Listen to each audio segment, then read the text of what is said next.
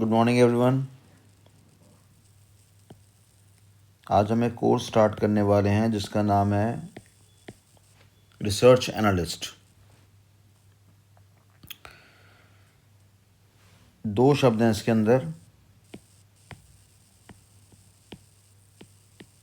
Research और दूसरा नाम है हमारे पास एनालिस्ट। एनालिस्ट मतलब एक ऐसा इंसान, ऐसा व्यक्ति जो क्या करेगा, एनालिसिस करेगा। और एनालिसिस का मतलब यहाँ पे क्या होता है कि एक ऐसा इंसान जो डीप स्टडी परफॉर्म करेगा, उसको हमने एनालिस्ट का नाम यहाँ पे दिया हुआ है।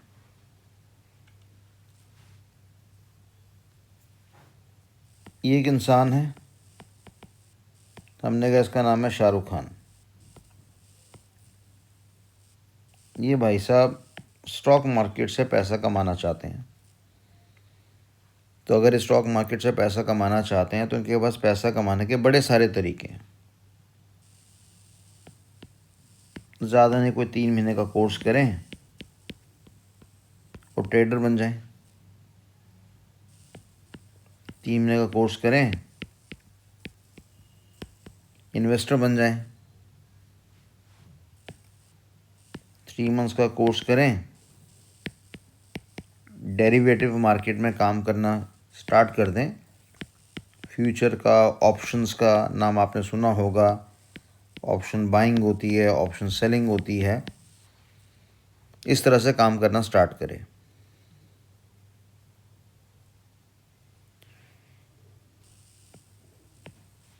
जब हम ट्रेडर की बात करते हैं तो ट्रेडर नाम का इंसान कई तरीके से ट्रेडिंग कर सकता है। वो आपका स्कैल्पिंग कर सकता है। स्कैल्पिंग का मतलब है सौदा उठाया, 5 मिनट के अंदर, 10 मिनट के अंदर, 15 मिनट में बेच दिया। वो आपका इंट्राडे खेल सकता है। 9:15 बजे बाज़ार खुला, जब भी आपने शेयर उठाया 3:15 से पहले आपने बेच दिया। हालांकि बाज़ार 3:30 बजे का रहता है, पर आपने 3:15 से पहले बेच दिया, इंट्राडे कर दिया।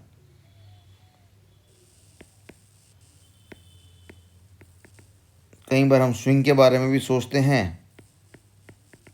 और पोजीशनल के बारे में भी सोचते हैं, जहाँ पर ये जानकारी दी जा रही है कि उसी दिन बेचने की आफत नहीं आ रही है। अगर 2, 4, 5, 6 दिन, 7 दिन हमें रखना भी पड़े तो हम चीज़ों को बड़े आराम से रख सकते हैं।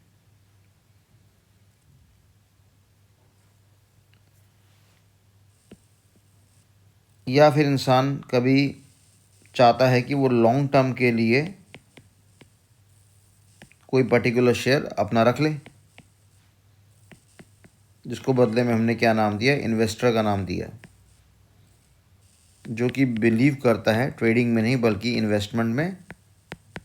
और इन्वेस्टमेंट का मतलब है मेरे पास लेटर से कम 1 साल तक मेंटेन करे।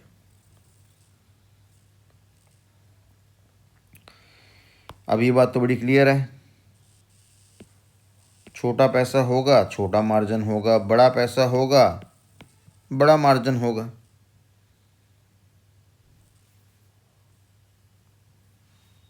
क्या लगता है, ये जो हमारी यंग जनरेशन शेयर बाज़ार में आना चाहती है, या जो मिडिल क्लास के लोग हैं,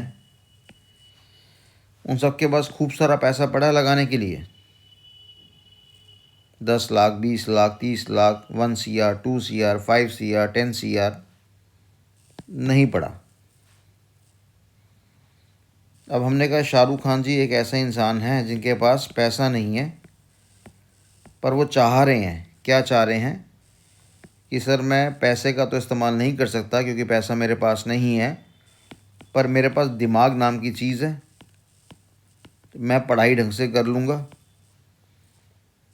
मैं बाज़ार को मॉनिटर भी कर लूँगा ढंग से, और मैं दुनिया को राय दे सकता हूँ कि किस शेयर को बाय करना चाहिए, किसको बेचना चाहिए, या किस शेयर को कुछ समय के लिए होल्ड करना चाहिए। यानी ये जो आदमी है शाहरुख खान हमारा, ये पैसे से कमज़ोर माना गया है, और ये नॉलेज का दावा रखता है कि मेरे पास सरस्वती बहुत अच्छी है स्टॉक मार्केट को लेकर, मेरे पास ज्ञान बहुत बढ़िया है और मैं उस ज्ञान का इस्तेमाल दूसरे लोगों को राय दे सकता हूँ और वो मेरे दम पर पैसा कमा सकते हैं। यानी जब इंसान के पास पैसा कम होता है तब वो चाहता है कि वो इस तरह की सर्विसेज प्रोवाइड करे और इस तरह की सर्विसेज में खूब पैसा है, खूब पैसा, खूब तरक्की है और खूब इज्जत भी है। अब आपने सेबी का नाम तो सुना होगा। सेबी कहते हैं भैया हर इंसान यूट्यूब पर आकर राय देना स्टार्ट कर देगा, ये शेयर बेच लो, ये शेयर खरीद लो, लोग उसके चक्कर में इन्फ्लुएंस भी हो जाएंगे। कई तरह की मैनिपुलेशन भी कराई जाती है। अपने डमी अकाउंट दिखा देते हैं और वहाँ पे गलती से प्रॉफिट हो गया तो कहते हैं जी मैंने इतना पैसा कमाया, सच्चाई कुछ और होती है।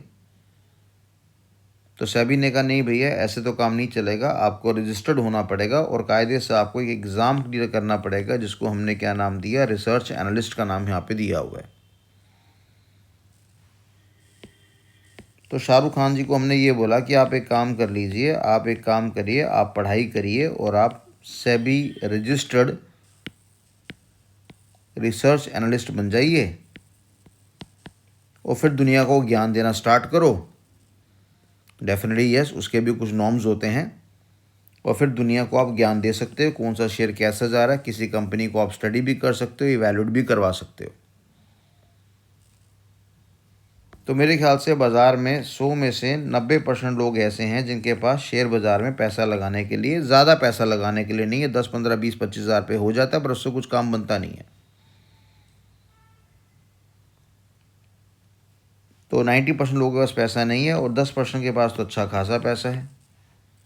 और 10% जो लोग होते हैं जो अच्छा खासा पैसा लेके बैठते हैं, इसमें कोई मुश्किल से 2 या 3% लोग ही अच्छी खासी पढ़ाई करते हैं और बाकी 7% तो चाहते हैं कि उनको कोई टिप्स मिल जाए, कोई राय दे दे।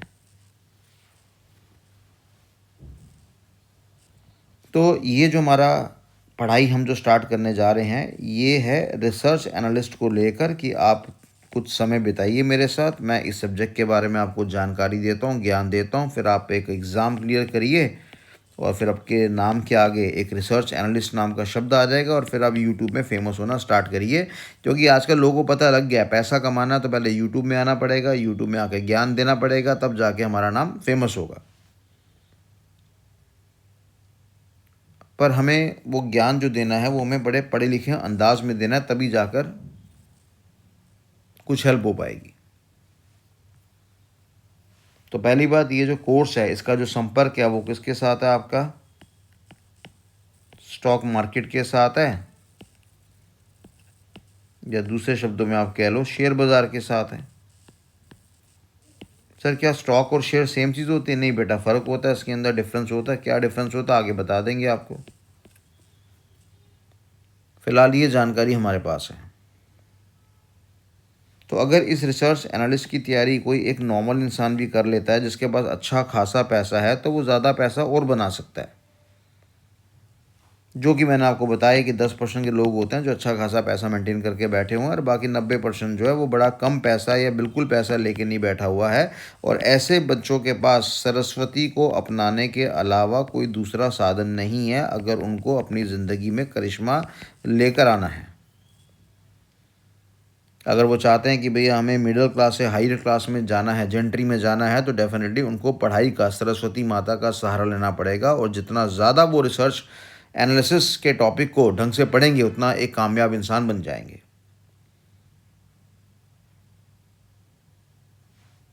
तो कहने का मतलब हमारे पास यहाँ पे क्या हो गया कि जो रिसर्च एनालिस्ट नाम का इंसान है इसको मार्केट के बारे में क्या होता है, डीप ज्ञान होता है, डीप नॉलेज होती है। अब इसको पता है मान लो वोडाफोन आइडिया का शेयर हमें उठाना है, पर इसका खुद का पैसा नहीं है, मान लो इसके पास कितना पैसा पड़ा हुआ है, ये कह रहे जी मैं तो मैक्सिमम 60,000 रुपये का माल उठा लूँगा बस। और बाज़ार में अगर मज़े लेने थे तो कम से कम इसको 65 लाख का लेटेस्ट से सामान उठाना चाहिए था। अब ये तो इतना पैसा नहीं है इसके पास।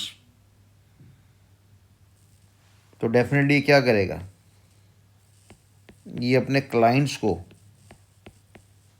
हेल्प करेगा और बोलेगा सर आप एक काम करिए, वोडाफोन आइडिया में पैसा लगाइए, अभी मात्र 11 रुपये 35 पैसे का शेयर चल रहा है, आप इस पे 10 लाख 5 लाख 1 लाख लगा लीजिए, मार्च तक वेट करिए, 2-3 महीने तक वेट करिए, आपको ज़्यादा पैसा मिल जाएगा, बढ़िया रहेगा। तो जाहिर सी बात है, जब ये इन्फॉर्मेशन देगा रिसर्च एनालिस्ट तो मल्टीपल एस्पेक्ट्स पे रीजनिंग देगा कि सर फंडामेंटल एनालिसिस तो बहुत पुअर है, 2,25,000 करोड़ का कर्जा चढ़ा हुआ है,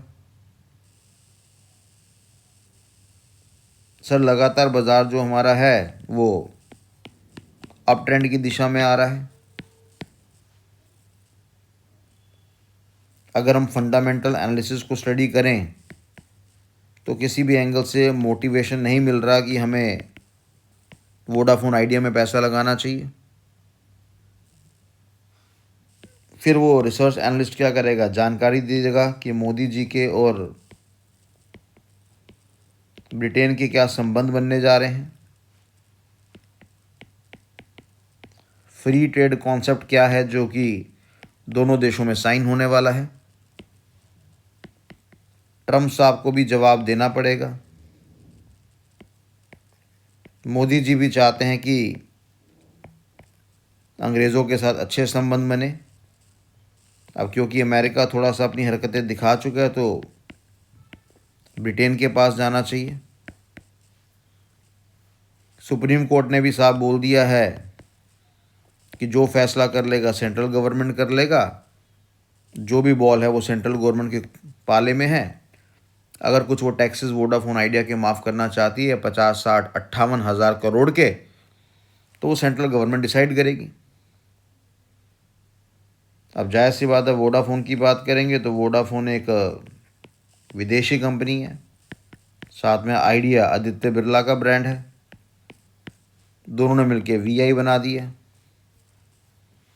और मोदी साहब भी चाहते हैं कि बाज़ार में केवल जियो का या एयरटेल का दबदबा नहीं होना चाहिए, तीसरा प्लेयर भी अगर मेंटेन हो जाए और अगर हम सपोर्ट कर देते हैं, सेंट्रल गवर्नमेंट सपोर्ट कर देती है, कुछ एग्जम्पशंस दे देते हैं, तो ये लोग अपनी बदमाशी नहीं दिखा पाएंगे। ये सारी की सारी जानकारी ना एक रिसर्च एनालिस्ट को बतानी पड़ेगी। किसको बतानी पड़ेगी? क्लाइंट को बतानी पड़ेगी जी ये कारण है, और इन कारणों से आप देख लीजिए कि दिसंबर 31 तक 30 तक कोई फ़ैसला आने वाला है, और अगर अच्छे संबंध होने जा रहे हैं तो प्राइस एकदम से शूट कर जाएगा। तो लेटेस्ट से 11 रुपये का शेयर है वो शायद 16 में भी पहुंच जाए, 20 में भी पहुंच जाए। मान लो 11 रुपये का शेयर अगर हमारा 20 में या लेटेस्ट से 22 में पहुंच जाता है तो सर क्या 11 रुपये तो बढ़े बेटा, 11 रुपये नहीं बढ़े, 100% बढ़ गया हमारा। 1 लाख रुपए का माल 2 लाख का हो जाएगा, 1 करोड़ का माल 2 करोड़ का हो जाएगा, 10 करोड़ का माल 20 करोड़ का हो जाएगा, 100 करोड़ का माल 200 करोड़ का हो जाएगा। तो यानी ये इतनी सारी इन्फॉर्मेशन जो जानकारी देगा वो कौन देगा? वो रिसर्च एनालिस्ट देगा। किसको देगा? अपने क्लाइंट को देगा। और क्लाइंट क्या करेगा? उस जानकारी को लेकर फिर फैसला करेगा, डिसीजन मेकिंग करेगा कि मेरे को इस कंपनी में निवेश करना चाहिए या नहीं करना चाहिए। ये जो रिसर्च एनालिस्ट नाम का इंसान होता है ये उसको एफआरएम के बारे में जानकारी देता है। वो साहब कहता है जी कपूर साहब आपको कितना पैसा लगाना है? कपूर साहब ने कहा जी मेरे को 10 CR लगाने हैं शेयर बाज़ार में। तो कहेगा ठीक है जी आप एक काम करो, इसका 10% ही वोडाफोन आइडिया में लगाना, बाकी मत लगाना। यानी कहने का मतलब है कि 10 करोड़ का 10 करोड़ मत लगा देना, आपको मात्र 1 करोड़ रुपये लगाना पड़ेगा और बाकी 9 करोड़ रुपये आप दूसरे पोर्टफोलियो को बना लीजिए, उसमें लगा लीजिए, दूसरी कंपनी में, दूसरे सेक्टर में दूसरा कोई शेयर परचेज कर लीजिए। यानी वो आदमी किसके बारे में कह रहा है? एफआरएम के बारे में कह रहा है। एफआरएम का मतलब क्या होता है? फाइनेंशियल रिस्क मैनेजमेंट होता है, जो कि अपने में एक बहुत बड़ी ज़मीन मानी गई है, फाउंडेशन मानी गई है शेयर बाज़ार की।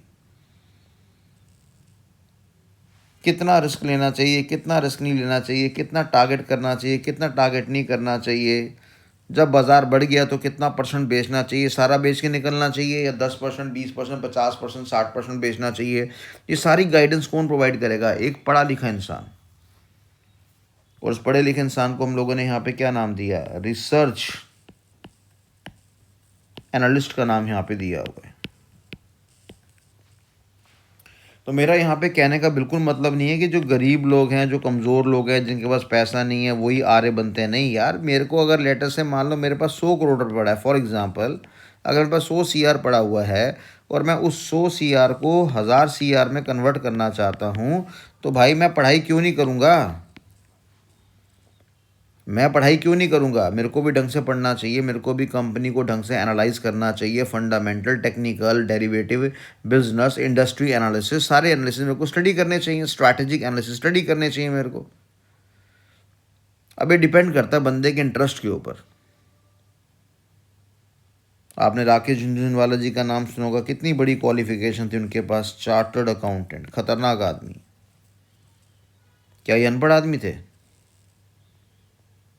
जितना स्ट्रॉन्ग फंडामेंटल एनालिसिस एक चार्टर्ड अकाउंटेंट का होता है, किसी के पिताजी का नहीं होता। हाँ, टेक्निकल में थोड़ा कमज़ोर होता है, उसमें दो राय वाली बात नहीं है, पर ठीक है, धीरे धीरे अपग्रेड करेगा तो वो भी स्ट्रांग हो जाएगा। तो यानी कहने का मतलब है कि अगर अच्छी लक्ष्मी कमानी है तो अच्छी सरस्वती का भी साथ होना बड़ा आवश्यक है, नहीं तो टेलीग्राम जिंदाबाद, टिप्स देते जा रहे, काम खत्म होता रहेगा। तो फिलहाल कहने वाली बात यहाँ पे ये है कि लेटर से मैं एग्जांपल लेके चल रहा हूँ कि 100 आदमी है, 100 में से 10 बहुत अमीर आदमी हैं और 90 लेटर से एवरेज आदमी हैं जो शेयर बाज़ार से पैसा कमाना चाहते हैं।